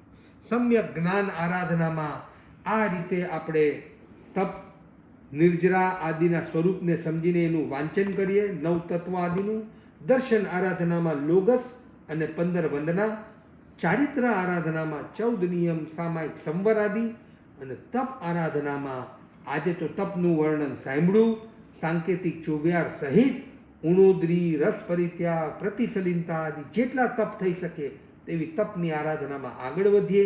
તે જ મંગલ ભાવના. હવે મંગલ પાઠ, ત્યારબાદ પ્રશ્નોત્તર. ગુરુ ભગવંતની આજ્ઞાથી ચતારી મંગલમ અર્હંતા મંગલમ સિદ્ધા મંગલમ સાહુ મંગલમ કેવલી બનતો ધમો મંગલમ.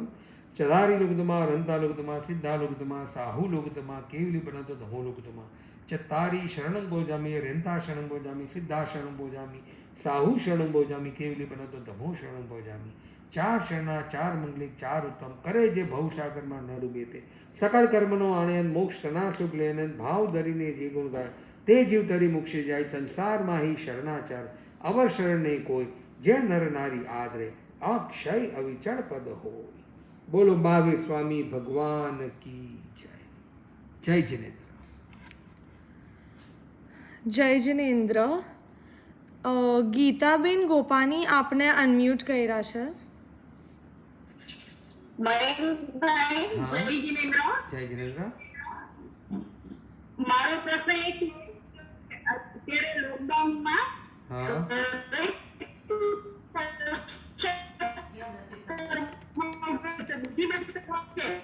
તમારો અવાજ નથી આવતો બરાબર.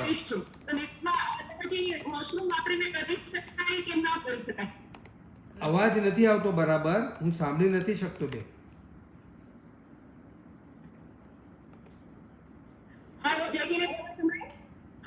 હા, થોડું ધીરે. હા, બોલો.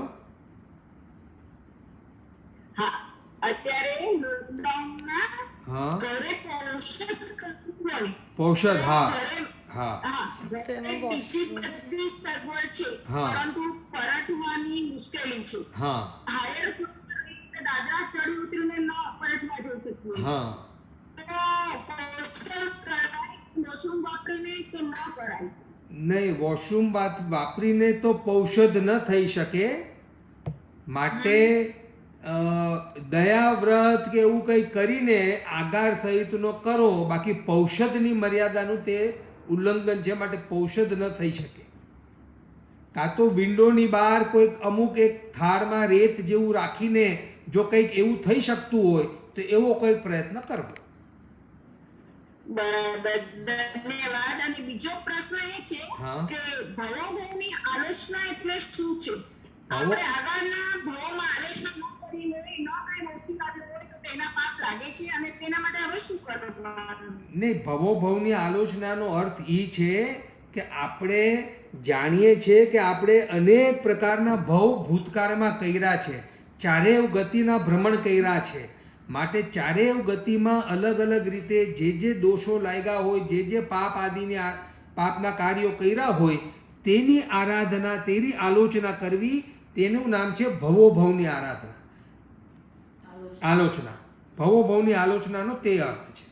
એ કઈ રીતે કરવાની? હા, એટલે ભવોભવની આલોચનામાં શું છે, ભવોભવની આલોચના કઈ રીતે કરવાની? એટલે અનેક રાણી પદ્માવતીની, કઈ રીતે કરવાની? હા, મહારાજ માસજીજી પણ પર્યુષણ આદિ પર્વમાં કરાવતા હોય છે, સંવત્સરીને દિવસે પણ આવી આલોચના આદિ કરાવતા હોય છે.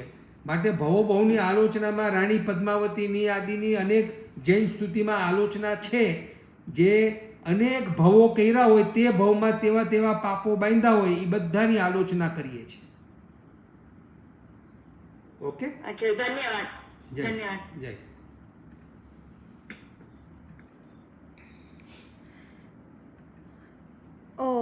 ગેલેક્સી A50s ને અનમ્યુટ કર્યું છે. એક ધનુષ્ય એટલે કેટલા ફૂટ? એક ધનુષ એટલે 4 હાથ, 4 હાથનું એક ધનુષ છે, એટલે લગભગ 4 હાથ 1.5 ફૂટનો એક હાથ હશે, લગભગ 6 કે, હું એક્ઝેક્ટ જોઈને કહી દઈશ, આ પ્રશ્ન રૂપમાં મોકલી રાખો, પણ 6 કે એટલા ફૂટનું હોવું જોઈએ એક ધનુષ, 6 થી 7 ફૂટનું. અને ઓકે, અને બીજો એક પ્રશ્ન કે હા. ત્રીજા આરામાં 500 ધનુષ્યનું દેહમાન હતું, હા. તો દિવસ અને રાત કેટલા કલાકના હતા? આટલા જ હતા, 24 કલાકના છે. 24 કલાક હોય તો પછી એમનું 500 ધનુષ્યનું દેહમાન હોય હા. તો પછી એમને ખાતા પીતા સૂતા ઉઠતા બેસતા આપણે કોઈ પણ કાર્ય કરતા એમને 1-1.5 કલાક તો આરામથી લાગી જાય. તો ભલે ને પછી લાગે. દિવસ તો તરત એમનો પૂરો થઈ જાય. હા, તો પછી પોતાનું કેવી રીતે પોતાનો દિવસ કેવી રીતે શું કરતા હતા? પ્રાય પહેલો, બીજો ને ત્રીજો આરો યુગલિકનો આરો હોય છે. યુગલિકના તો પહેલા આરામાં તો 3 ગાઉની અવગાના, બીજામાં 2, ત્રીજા આરામાં 1, અને ઉતરતા આરે 500 ધનુષનું હતું. માટે તેઓ તો યુગલિક હતા, એમને કાંઈ બીજું કંઈ રસોઈ પાણી એવી કોઈ બીજી પ્રવૃત્તિ કરવાની ન હોય, માટે તેઓ પોતાની રીતે સુંદર મજાનું જીવન જીવતા હતા.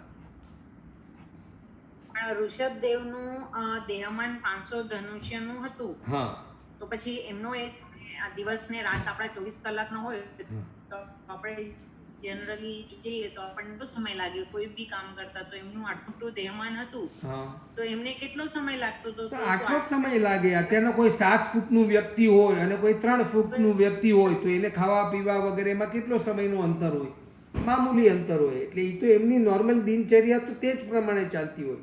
જરૂરી નથી અત્યારના મહાવિદ્ય ક્ષેત્રમાં બધાનું આયુષ્ય અને બધાની હાઇટ આટલી જ છે. સિમંદર સ્વામી આદિ ભગવાનની બધાની હાઇટ 500 ધનુષ વગેરે જ છે. તો એ તો જે નોર્મલ ટાઈમ લાગે એટલો જ લાગે છે, એમાં કોઈ ફરક ન પડે. બરોબર છે, Okay. બરોબર છે. Right. ભલે ભલે, જય. ધન્યવાદ.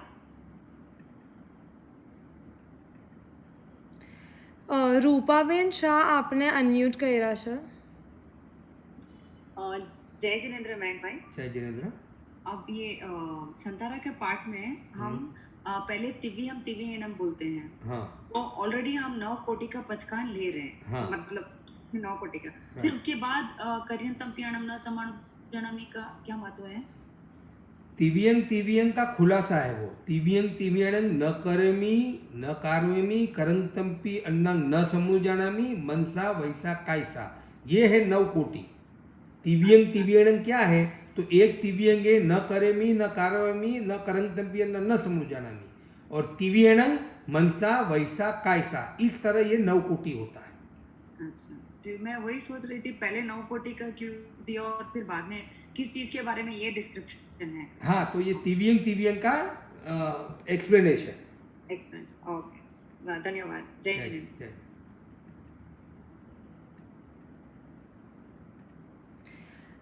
મીના આઈપેડ મિની ને અનમ્યુટ કર્યું છે. જય જીનેન્દ્ર. જય જિનેન્દ્ર. મયંકભાઈ, હાજી, મારો એક પ્રશ્ન છે કે મેં ઉત્તરધ્યાન સૂત્રમાં વાંચવાનું અભ્યાસ કરવાનું ચાલુ કર્યો છે. હા. તો મેં 5મા અધ્યાયમાં હું સૂત્ર તો મને ખબર નથી પડતી, પણ હું એના ફક્ત એના અર્થ જે છે હા. એ વાંચું છું. હા. તો એમાં એક 32નો જે એનો જે ગાથા છે, હા. આ મૃત્યુ સમય આવી પહોંચતા મુનિ સમાધિપૂર્વક હા. ભક્ત પરિજ્ઞા હા. ઇંગીની હા. મરણ અને પાદપો હા. ગમન હા. માંથી કોઈ એક સ્વીકારી સકા મરણથી દેહ છોડે છે, એનો મિનિંગ શું થાય? એટલે સંથારો આ રીતે લઈ શકે છે, અને સંથારા લેવાની આ 3 વિધિ છે આગમકારોએ બતાવી છે. જે આપણે બી આજે બી આ અણશન તપ કર્યું ને, એમાં જે જાવ જીવનું અણશન છે એમાં આનો વિસ્તાર આવે છે કે 3 પ્રકારના પાદગો વમન પ્રત્યાખ્યાન, કે જે ઈ સંથારો એવો છે કે જેમાં આમ ઝાડની ડાળીની જેમ હલન ચલન બી ન થાય, કંઈ ન થાય. અચ્છા. અને ભક્ત પ્રત્યાખ્યાનમાં તેઓ થોડુંક હલન ચલન આદિ કરી શકે, પરંતુ આમ સંથારો લઈ લીધો હોય. અને ઇંગિત મરણમાં પણ શરીર સંસ્કાર હલન ચલન આદિ છે, પરંતુ તેમાં દિશાની મર્યાદા વગેરે વૈયાવચ કરાવે, એ બધું ઇંગિત મરણ છે. એમ 3 રીતના સંથારાની વિધિ બતાવી છે. એ 3માંથી કોઈ બી એક વિધિથી સંથારો કરે, એમ એનો અર્થ છે. ઓકે. અને હજી એક મારો એક પ્રશ્ન છે હા. કે જે યુટ્યુબ પર આપની વાંચણીના બધા લેક્ચરો છે ને, હા. એને મારે ડાઉનલોડ કે સેવ કરવા હોય તો સેવ કરવાની પરમિશન મળતી નથી મને. હા, હવે ઈ મને ખબર નથી બેન. આ બધું મારી ડોટર અને વાઈફ હેન્ડલ કરે છે. તમારે જે ક્વેરી નાખવી એમને નાખો, એ જે ઘટતું થતું હશે તે કરશે. Okay, okay, thank you. જય જીનેન્દ્ર. જય જી. પૂર્વીબેન દોશી આપને અનમ્યુટ કર્યું છે. જય જીનેન્દ્ર. જય જિનેન્દ્ર.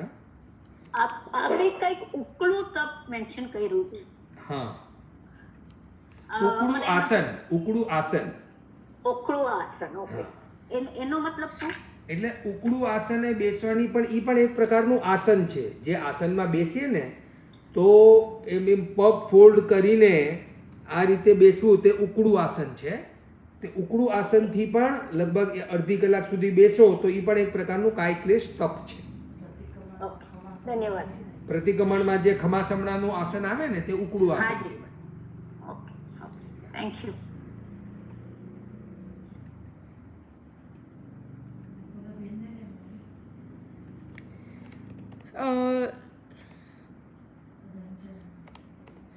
રંજનબેન કોખાની આપને અનમ્યુટ કર્યું છે. જય જીનેન્દ્ર. જય જિનેન્દ્ર. હું છે દર ચોમાસા પાછળ લીલોતરીના પચખાણ કરું છું. હા. આ વખતે મારાથી રહી ગયા છે તો આપ મને પચખાણ કરાવશો? ખાલી કોથમરી, મરચાં અને ટમેટાને આગળ રાખીને કરું છું. આપને આપના ધાયરા પ્રમાણે લીલોતરીના ત્યાગના પચખાણ, ભૂલચૂકના આગારથી ચોમાસા સુધીના આપના ધાયરા પ્રમાણેના પચખાણ ઉપયોગ સહિત પાડવું. તદ્ભંતે પરિક્રમામી નિંદામી ગરિયામી અપાણંગ વો શિરઃ વો શિરઃ વો શિરઃ. શિરામે જય જીનેન્દ્ર. ધન્યવાદ.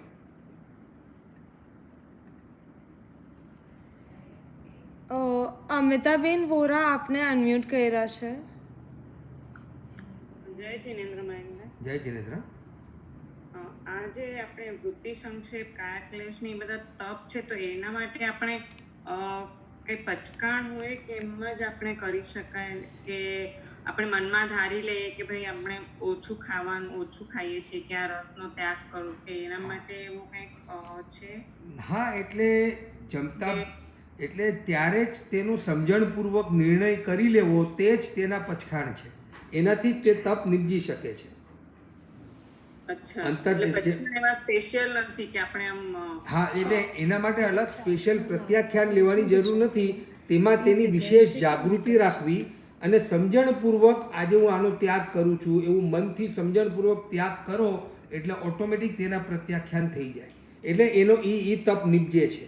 જેમ કોઈ પણ પ્રકારની આતાપના લે તો એમાં કોઈ પ્રત્યાખ્યાન નથી લેતા, પરંતુ 1 કલાક કે અડધી કલાકની આતાપના સમજણપૂર્વક લે છે કે આનાથી મારું તપ નિપજે છે એવી જાણકારી, એવી સમજણ, એને એવી ભાવનાથી તે કાર્ય કરે એટલે ઓટોમેટિક એનું તે તપ થઈ જાય. ઓકે ઓકે, થેન્ક યુ, જય જીનેન્દ્ર.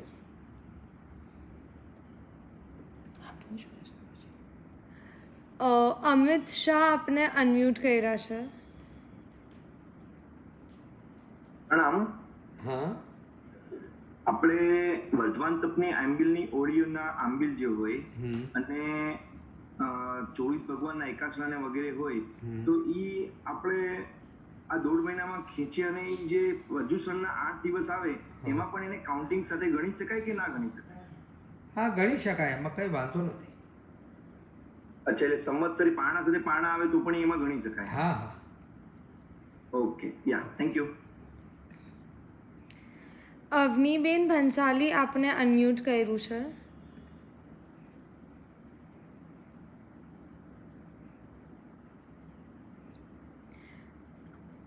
હેલો, હા, મારે પૂછવાનું કે તમે આજે જે બાહ્ય તપના આ અભ્યંતર તપના ને બધાના જે અમુક પ્રકાર થયા હા. એ બધા થોકડામાં આવે છે? હા, આવે છે. 12 પ્રકારના તપના. હા, હા, એના પ્રકાર બી આવે છે બધાયના? હા હા. ગ્રુપમાં મૂકો. Thank you. ઓકે, હવે થોડા રિટન ક્વેશ્ચન્સ છે. ગુરુ ધારવા એ જરૂરી છે? હા, આમ તો નમો લોએ સર્વ સાહુણંગમાં આપણા તે આપણું ગુરુ તત્વ તો આવી જ જાય છે અરિયંત આચાર્ય ઉપાધ્યાય અને સાધુ સાધ્વીમાં, પણ છતાં ભાઈ નિકટમાં હોય અને તથારૂપના અણગાર આદિને આપણે વિશેષ ગુરુ તરીકે માનતા હોઈએ તો એમાં કોઈ બાધા જેવું નથી. પણ એનાથી અન્ય સંતો માટે ભક્તિ ઓછી રાખવી કે અન્ય સંતોને ગૌણ કરી નાખવા, જે એ લોકો પણ જો તથારૂપનું માનતા હોય તો તેમના માટે પણ આદર અને ભક્તિ રાખવા જોઈએ. આપણને જ્ઞાન ધ્યાન કે વ્રત પ્રત્યાખ્યાન કરાવનાર ગુરુ પ્રત્યે આપણને વિશેષ એટલે એમને એક ગુરુ બુદ્ધિથી ગુરુ માન્યા હોય તો બીજાને એમાં એને ગૌણ કે બીજા કોઈ હલકી દ્રષ્ટિથી જોવા નહીં. ઓકે. કશાયો શાંત કરવાથી સત્તામાં રહે કે નહીં? કશાયો શાંત કરવાથી મોહનીય કર્મના ઉદય વખતે કશાયોને શાંત કરવાથી તે કર્મ તો ખપી જાય છે, નિર્જરી જાય છે, પરંતુ હજી બીજા પણ ઘણા મોહનીય કર્મ હજી સ્ટોકમાં ને સત્તામાં રહ્યા છે. માટે તે પ્રક્રિયાને સતત ચાલુ રાખવી જોઈએ જ્યાં સુધી સર્વ કર્મ ન ખપી જાય. ઓકે. સવારનું રાયસી પ્રતિક્રમણ બાથ લઈને કરી શકાય? વેલ, બાથ લેવું કે ન લેવું તે તો પોતાનો ઇન્ડિવિજ્યુઅલ નિર્ણય છે, કારણ કે તે તો એક પ્રકારની સાવધ્ય ક્રિયા છે. માટે તે સાવધ્ય ક્રિયાનો પ્રાહ્ય કરીને ધાર્મિક પ્રવૃત્તિ માટે કોઈ આવશ્યકતા કે કોઈ કમ્પલસરી છે નહીં. આપણામાં એવો કોઈ નિયમ નથી કે નાઈને જ આપણે ધાર્મિક ક્રિયા કરવી જોઈએ. માટે સાવધ્ય ક્રિયાનો પ્રશ્ન તો આપનો ઇન્ડિવિજ્યુઅલ ચોઇસ છે, એના વગર પણ આપ પ્રતિક્રમણ કરી શકો છો. Okay. What is the gap between first Tirthankar and last Tirthankar? Gap in the sense of time, એક ક્રોડા સાગરોમાં થોડુંક ઓછું. આટલો સમય પહેલા અને છેલ્લા તીર્થંકરની વચ્ચે લગભગ થયો. માંસ ખમણના પારણે માંસ ખમણ કરનાર કયા બલદેવ? માંસ ખમણના પારણે માંસ ખમણ કરનાર કયા બલદેવ, તે તો જોવું પડશે. આ પ્રશ્ન રૂપમાં મૂકી રાખો, તો જો જવાબ મળશે તો આપને મોકલી દઈશું. ઓકે. વિગય શા માટે છોડવી જોઈએ? શું એમાં વધારે પાપ છે?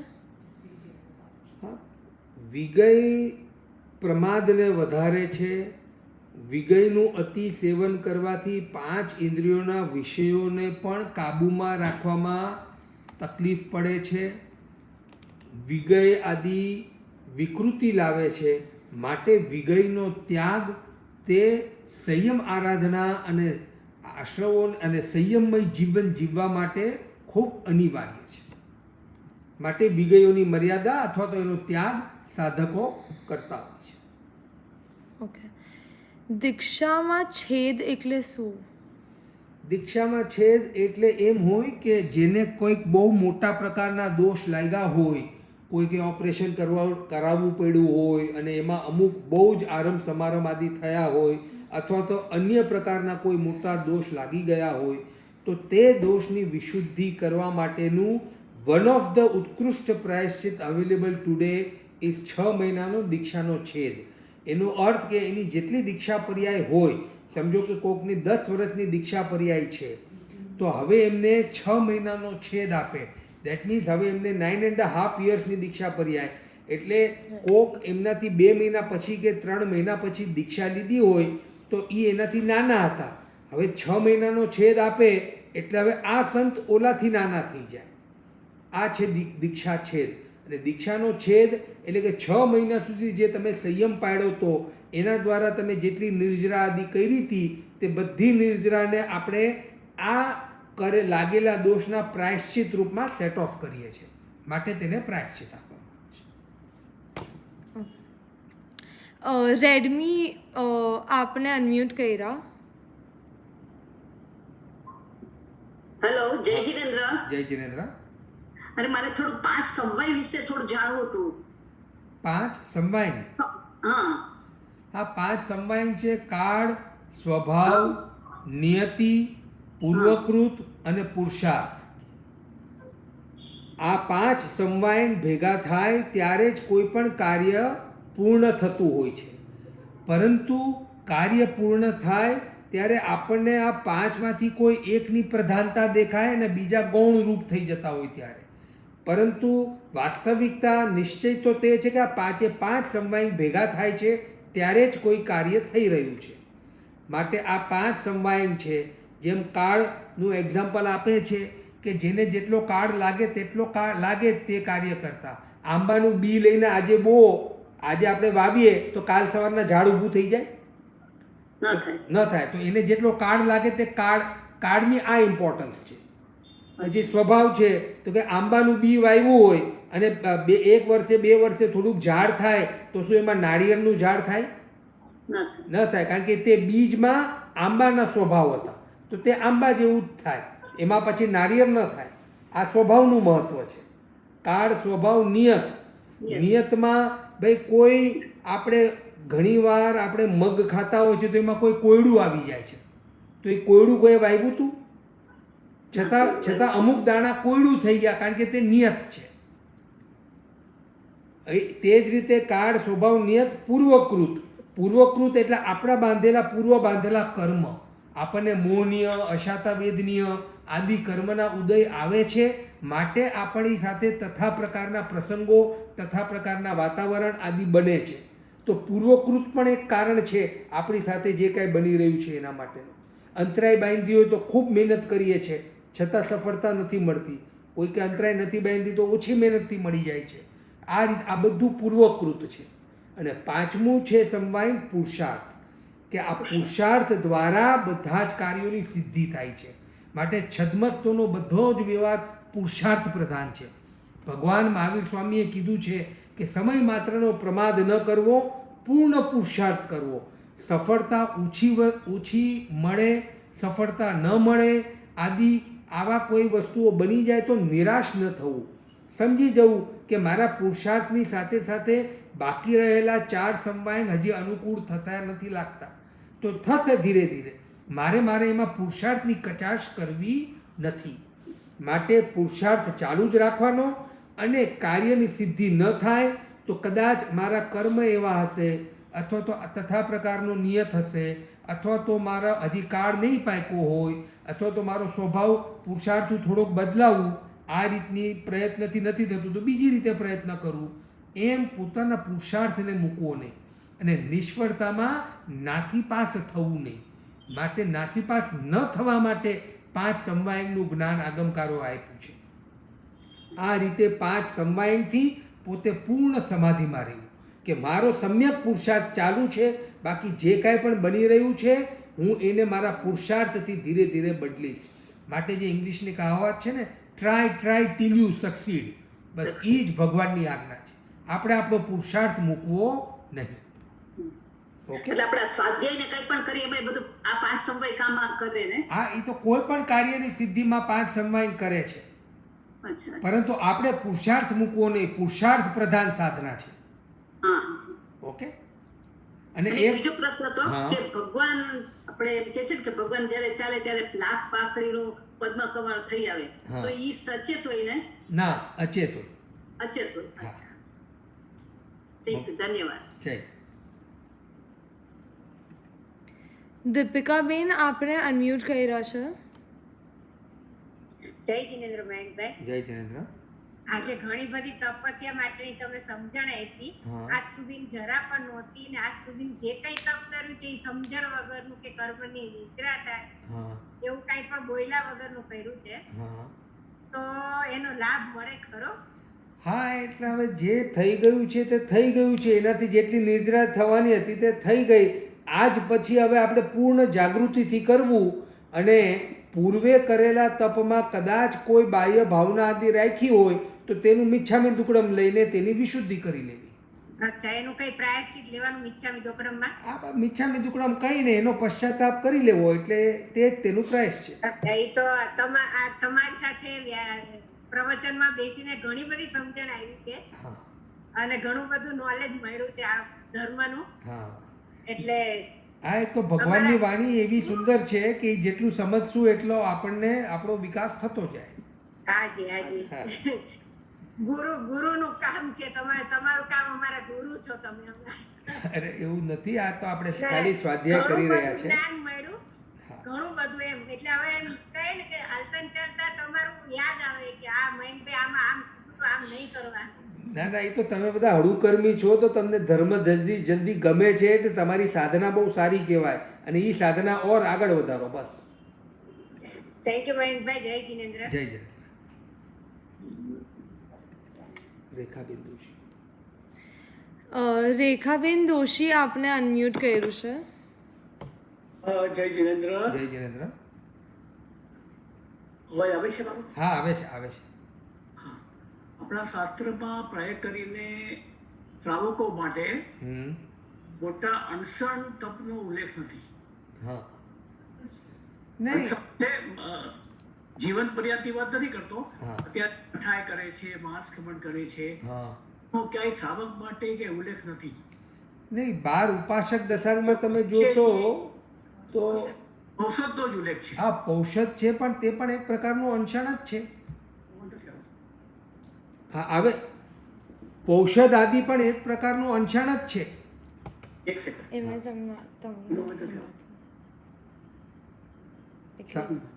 સંભળાય છે હવે? હા. તો છતાંય આપણા મહારાજ મહાસતીજીઓ જ્યારે પર્યુષણ વગેરે આવે બધાને ઇન્સિસ્ટ કરી, આગ્રહ કરીને અઠાય, 15 તપ, માસ વગેરેનો બધાને તૈયાર કરતા હોય છે. તો એ કઈ સમજણની બહાર છે. નહીં, શ્રાવકો ઘણું તપ કરતા સામાયિકમાં દયા પૌષધનું પણ વર્ણન આવે છે કે શંખ પોખલે આદિએ ખાતા પીતા પૌષધ કરતા, કોઈ ઉપવાસથી પૌષધ કરતા. માટે આનંદ આદિ શ્રાવકે તો એટલું બધું તપથી પોતાના શરીરને જીર્ણ કરી દીધું કે ગૌતમ સ્વામીને વિનંતી કરવી પડી કે ભગવંત નજીક પધારો તો હું આપના ચરણ સ્પર્શ કરું. માટે હા એટલે હું પૌષધ જે વાત કરું છું હા એટલે અપવાસની જે આપણે જે અત્યારે થાય છે એવું ક્યાંય ઉલ્લેખ નથી. હા એટલે માટે આનંદાદી શ્રાવકોએ પૌષધના વર્ણન આવ્યા, પરંતુ તેઓએ ઘણા વર્ષની શ્રાવક પર્યાયમાં પૌષધ ઉપરાંત પણ ઘણા તપ કર્યા હોય ત્યારે શરીર આવું થઈ જાય. માટે ડાયરેક્ટલી ઇનડાયરેક્ટલી તપની વ્યાખ્યા છે અને શ્રાવકોએ તપ કરવું જ જોઈએ. માટે જે સાધુ ભગવંતો તપની પ્રેરણા કરે છે તે અનુમોદનીય છે, પરંતુ તે તપ ખૂબ સમજણપૂર્વક એકાંત નિર્જરાના ભાવથી કરવું, એટલી વિશુદ્ધિ આપણે રાખવી બસ. અને આપે પૂછેલું નિયતિવાદનું તો જે નિયતિવાદનું તો એટલું શકડાલ પુત્રનું આખું વર્ણન નિયતિવાદનું છે, કારણ કે તેઓ શકડાલ પુત્રનું વર્ણન આવે છે ભગવતી સૂત્રમાં. તે નિયતિવાદ ઉપર જ છે કે તેઓ તો પોતે નિયતિવાદમાં જ માનતા હતા અને ગોશાલકના પરમ ભગત હતા. અને પછી ભગવાન આવે છે અને શકડાલ પુત્રને તે નિયતિવાદમાંથી કેવી રીતે તે બહાર કાઢે છે સમજાવીને એ આખું સુંદર વર્ણન છે. માટે તે કયા અધ્યયનવાદીમાં છે તે ભગવતીમાં એનું વર્ણન આવે છે. આપ વાંચો તો ખૂબ આનંદ આવશે. અને નિયતિવાદનું ત્યાં વર્ણન છે. મારું કહેવાનું એમ છે કે નિયતિની જે એની વ્યાખ્યા હતી એ અલગ હતી. આપણે કઈ વાતને સ્વીકાર્ય કર્યું છે, ભગવાને નિયતિને કઈ રીતે એક્સેપ્ટ કરી એ જાણું છું. એટલે જો રીતે અલગ સંક્ષેપમાં હતી ના, તે પણ નિયતિવાદ છે. તેમનું નિયતિવાદ એ છે કે જે થવાનું છે તે જ પ્રમાણે થાય, તેનું નામ નિયતિ. કે આ જેમ આપણે માન્ય કરીએ છીએ. હા, એટલે આપણે તે માન્ય કરીએ છીએ કે જે વસ્તુ જેમ થવાની હતી તે થાય, તેને સ્વીકારવી, પરંતુ તેનાથી નાસીપાસ ન થવું. એનો અર્થ એ નથી કે આપણે પુરુષાર્થ ન કરવો. આપણે પુરુષાર્થ પ્રધાન ધર્મને માનીએ છીએ. માટે આપણે એક નિયતિ, શા માટે ગોશાલક મિથ્યાત્વ હતા?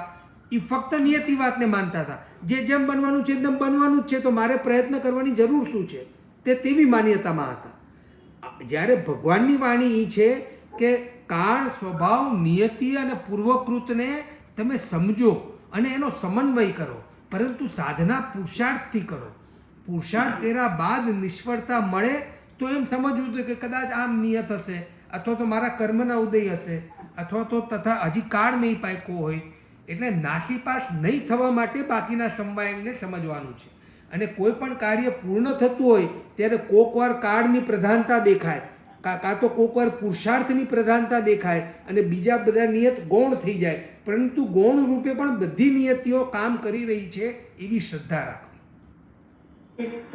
એટલે બધા જ સમવાય કામ કરી રહ્યા છે એવી શ્રદ્ધા રાખવી. Thank you very much. બહુ સરસ સમજાવ્યું તમે. Thank you. જય જય જય જિનેન્દ્ર.